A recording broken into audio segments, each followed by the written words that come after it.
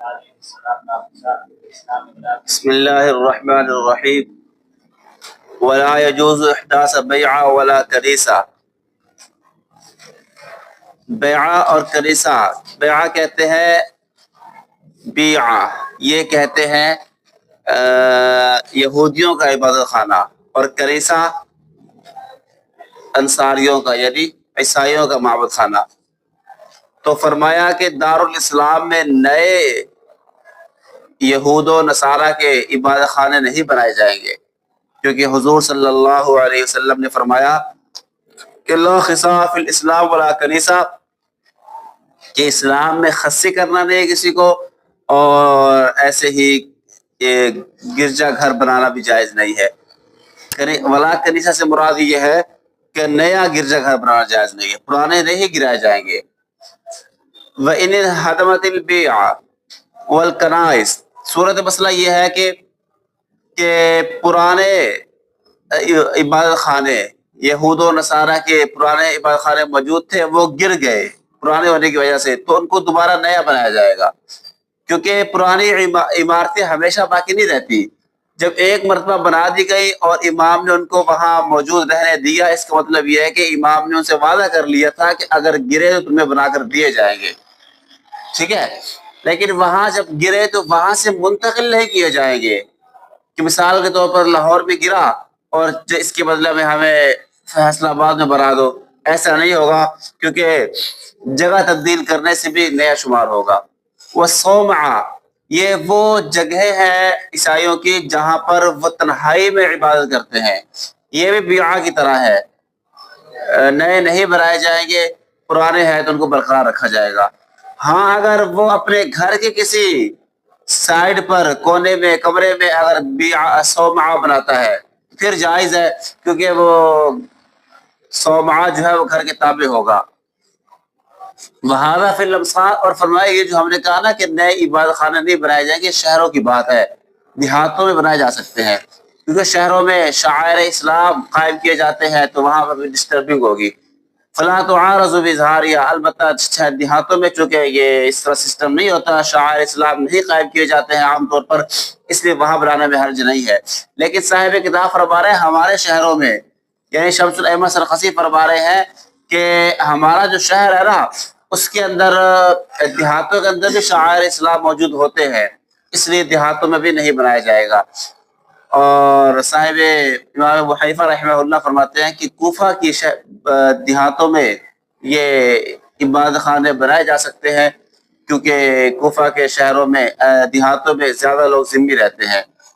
اور باقی رہی عرب کی زمین، تو عرب کے شہروں اور دیہاتوں کا حکم ایک ہے، وہاں نہ شہروں میں بنائے جا سکتے ہیں اور نہ دیہاتوں میں، کیونکہ حضور صلی اللہ علیہ وسلم لا یجتمع الدینان فی جزیرۃ العرب، کہ جزیرہ عرب میں دو دن جمع نہیں ہو سکتے ہیں، ٹھیک ہے۔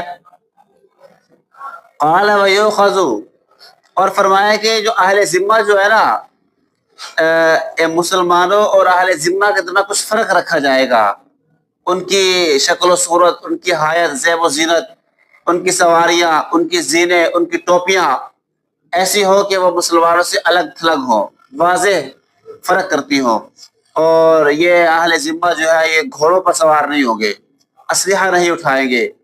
اور جامع صغیر کے اندر یہ ہے کہ اہل ذمہ جو ہے کشتی جات، یہ کالی ٹوپیاں، زنار، کالی ٹوپیاں موٹی اون کا دھاگا ہوتا ہے، یہ جو ہے نا کمر میں باندھتے ہیں، یہ اس بات کو ظاہر کرتا ہے کہ ہم ہندو لوگ ہیں، تو کشتی جات باندھیں گے۔ اور جو ان کی زینوں، جو سواریوں پہ زینیں ہوگی نا، وہ گھوڑوں کی زین نہیں ہوگی، بلکہ اکف یعنی گدھوں اور خچروں کی زین ہوگی، جو اس سے کم درجے کی ہوتی ہے۔ اور یہ کام اس لیے کیا جائے گا تاکہ ان کی ذلت ظاہر ہو اور مسلمانوں کا ضعف محفوظ رہے۔ وَلِأَنَّ الْمُسْلِمَ، اور ویسے بھی مسلمان کی عزت کی جاتی ہے اور کافر ذمہ کی توہین کی جاتی ہے، اس لیے ان کو ایسا کیا جائے گا۔ اور مسلمان ابتدا نہ کرے سلام کرنے کی ان کے ساتھ، اور ان کے راستے تنگ ہونے چاہیے، اور ان پر علامتیں موجود ہوں، اگر موجود نہیں ہوں گی نا تو پھر ان کے ساتھ معاملہ مسلمانوں کا کیا جا سکتا ہے، اس لیے ان سے مسلمانوں کا معاملہ نہیں کرنا، مسلمانوں جیسا معاملہ سے بچنے کے لیے ضروری ہے کہ وہ نشان لگائے تاکہ واضح طور پر پتہ چلے ذمہ لوگ ہیں۔ اور علامت وہی بتا دی پہلے میں نے کہ موٹا دھاگا اون کا ہوتا ہے، اپنی کمر کے درمیان میں باندھیں، اور تاکہ ہندو ہونا واضح ہو جائے، ان کا ذمہ ہونا واضح ہو۔ البتہ وہ زنار جو ہے نا وہ ریشم کا نہ ہو، کیونکہ ریشم کے ہونے میں عزت ہے، تو اس میں اگر وہ ریشم کا ہوگا تو مسلمانوں پر ظلم ہوگا، یہ درست نہیں ہے۔ اور فرمایا کہ ان کی عورتیں بھی اپنا رستہ ہماری عورتوں سے الگ رکھیں، اور ان کے غسل خانے حمام بھی الگ ہو، اور ذمیوں کے گھروں پر کوئی نشانات لگائے جائے تاکہ پتہ چلے ذمی لوگ ہیں، تاکہ جو مانگنے والے سائل آتے ہیں دعائیں دیتے ہیں وہ ان کے لیے دعائیں مغفرت نہ کریں۔ ٹھیک ہے۔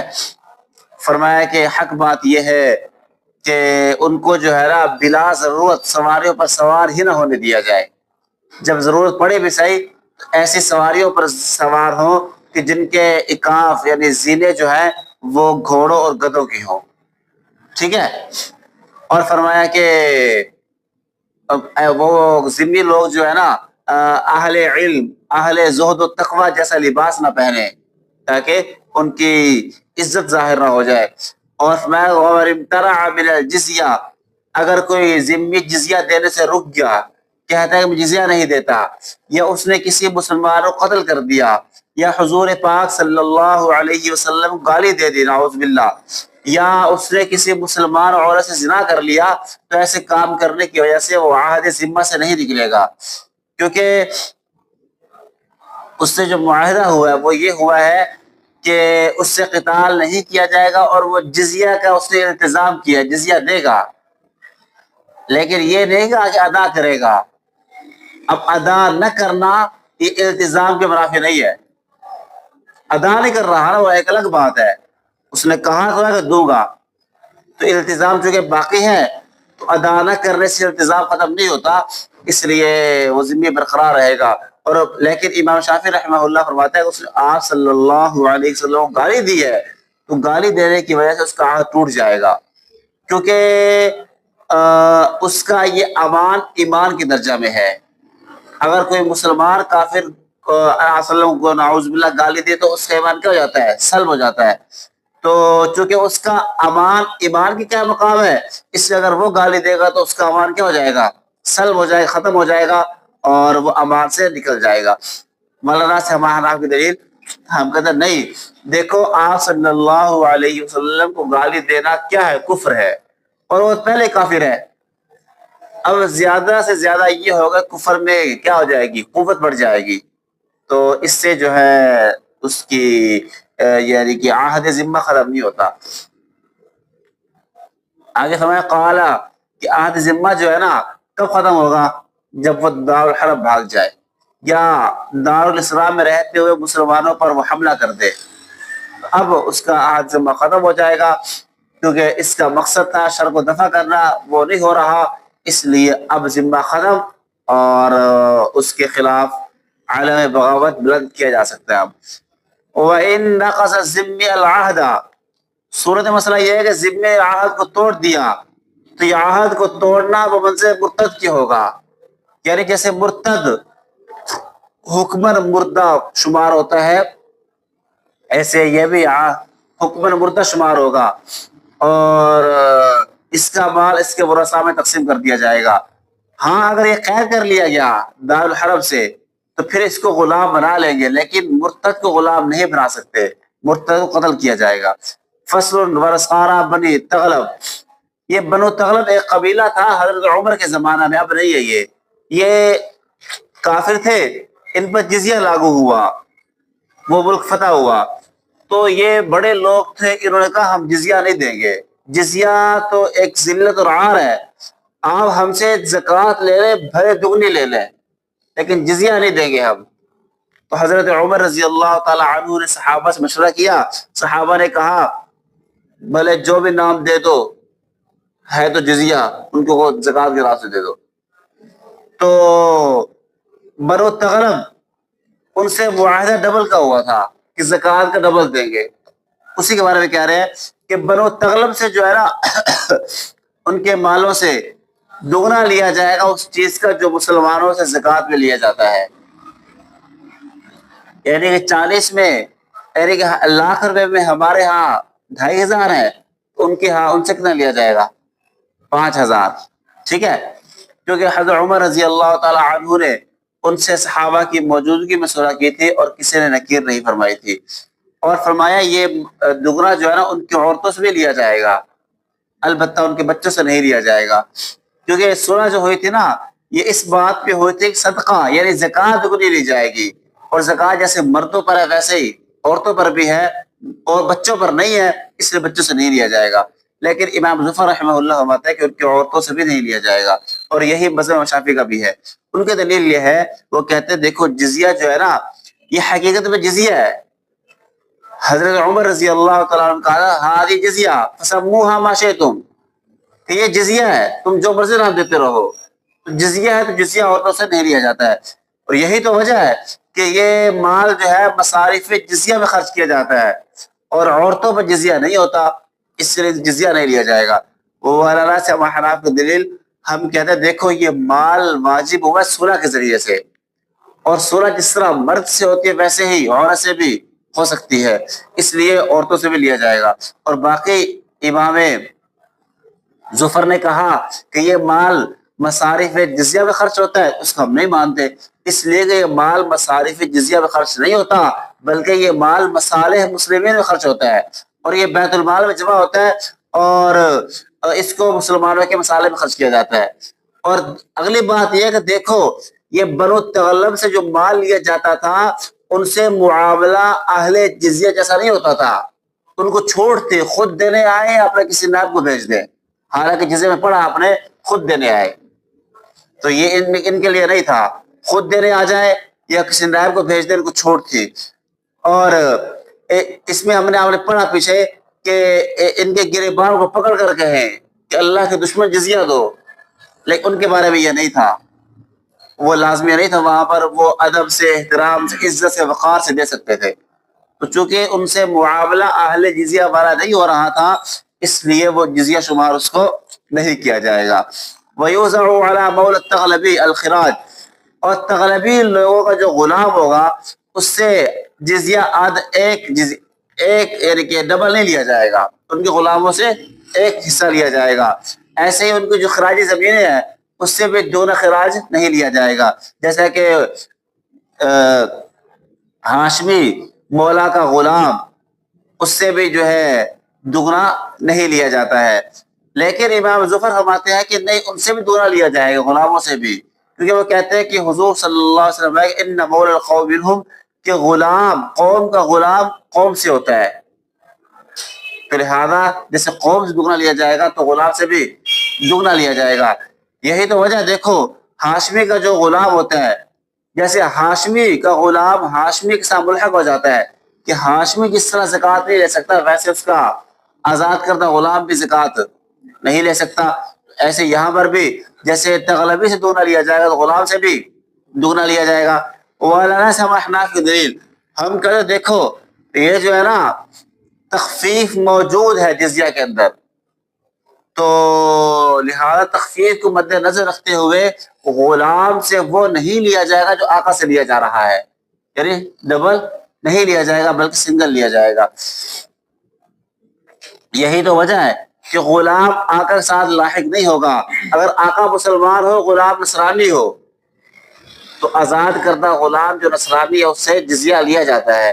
جیسے یہاں پر غلام آقا کے تابع نہیں ہو رہا تو وہاں بھی تابع نہیں ہوگا. بخلاف حرمت صدقہ، یہ امام ظفر کا جواب ہے. انہوں نے قیاس کیا تھا نا کہ جس طرح ہاشمی آقا زکوٰۃ نہیں لے سکتا ویسے غلام بھی زکوٰۃ. اس کا جواب یہ ہے کہ زکوٰۃ شبہات سے ساقط ہوتی ہے. زکوٰۃ کیا ہے؟ شبہات کی وجہ سے کیا ہو جاتی ہے؟ ساقط ہو جاتی ہے. تو اس شبہ کے مد نظر احتیاط کرتے ہوئے ہم نے کہا کہ ہاشمی کا غلام بھی احتیاط کے مد نظر زکوٰۃ نہیں لے گا، جبکہ یہ بات جزیہ میں نہیں ہے، وہ شبہات ساقط نہیں ہوتا. وَلَا يَلْزَمُ مَوْلَى الْغِنَىٰ، یہ سوال مقدر کا جواب ہے. سوال یہ ہے کہ جس طرح مالدار آقا اس کے لیے زکوٰۃ لینا جائز نہیں ہے، تو تو اس کے تابع کرتے ہوئے اس کا جو غریب غلام ہے آزاد کردہ اس کو بھی زکوٰۃ لینا جائز نہیں ہونا چاہیے احتیاطاً، حالانکہ تم کہتے ہو اس کی زکوٰۃ لینا کیا ہے، جائز ہے؟ اس کا جواب یہ ہے یہاں فرق ہے زکوٰۃ اور یعنی کہ عام آدمی کے یعنی کہ غلام میں اور ہاشمی کے غلام میں فرق ہے۔ وہ آزاد عام آدمی جو مالدار ہے وہ زکوٰۃ لینے کا حال ہے، وہ زکوٰۃ بنیادی طور پر لے سکتا ہے، صرف مالدار ہونے کی وجہ سے حقدار نہیں ٹھہر رہا، اس لیے غلام کو لینے کی اجازت ہو گیا، غلام کیا غریب ہے۔ لیکن جو ہاشمی ہے وہ بنیادی طور پر زکوٰۃ لینے کا حل نہیں ہے، تاکہ وہ مسلمانوں کی میل کچال نہ کھائے۔ تو جب وہ بنیادی طور پہ زکوٰۃ لینے کا حل نہیں ہے تو لہذا اس کا آزاد کردہ غلام بھی زکوٰۃ لینے کا حل نہیں ہوگا۔ تو مالدار عام آزاد آدمی اور ہاشمی دونوں میں بڑا فرق ہے، اس لیے عام مالدار آدمی کا آزاد کردہ غلام اگر غریب ہے تو زکوٰۃ لے سکتا ہے، لیکن ہاشمی کا آزاد کردہ غلام اگر غریب ہے تو مال زکوٰۃ نہیں لے سکتا۔ قال وما جباہ الامام، جباہ جمع کرنا، فرمایا کہ امام جو کچھ خراجی مال جمع کرے گا یا بنو تغلب کا مال جمع کرے گا یا کوئی اہل حرم کو ہدایہ وغیرہ بھیجیں گے وہ لے گا، اور جزیہ وغیرہ، یہ سارے کے سارے مصالح مسلمین خرچ کیے جائیں گے، جیسے کہ سرحدوں کو بند کرنا یا پل وغیرہ بنانا۔ قناطیر اور جسور ایک ہی معنی ہے، پل بنانا، اور یا مسلمان قاضیوں کو عطیہ وغیرہ دینا، اور جو عمال ہے اور امت کے جو علماء ہے ان کو یہ مال دیے جائیں گے تاکہ ان کو کفایت کر جائے، کیونکہ یہ مجاہدین ہے تو ان کا مال اور ان کے اولاد کی ذمہ داری ان کی اپنی ذات پر ہوتی ہے، اگر ان کو بیت المال سے نہیں دیا جائے گا تو پھر یہ لوگ کوشش کریں گے مال کمانے کی، تو پھر ان کاموں میں کون مصروف ہوگا، اس لیے ان کو ان مالوں سے ان کو عطیہ دیا جائے گا۔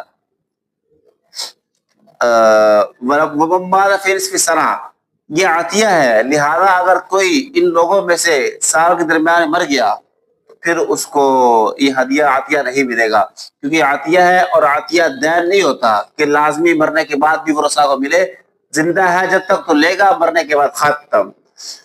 اور وَيَسْقُطُ بِالْمَوْتِ، اور یہ موت کی وجہ سے ساقط ہو جاتا ہے۔ صاحب ہدایت ہمارے زمانہ میں اہل عطایا جو بہترین لوگ ہیں وہ تین قسم کے ہیں، ایک قاضی، دوسرا مدرس اور تیسرا مفتی۔ ان تین لوگوں کو یہ عطایا دیے جائیں، یہ زیادہ حقدار ہیں کیونکہ یہ پوری امت کی ذمہ داری کو ایک قسم کا نبھا رہے ہیں اور پوری امت کو لے کے چل رہے ہیں۔ واللہ اعلم۔ باب احکام المرتدین آج یہیں تک رکھ لے، زندگی باقی تو پھر دیکھیں گے آگے۔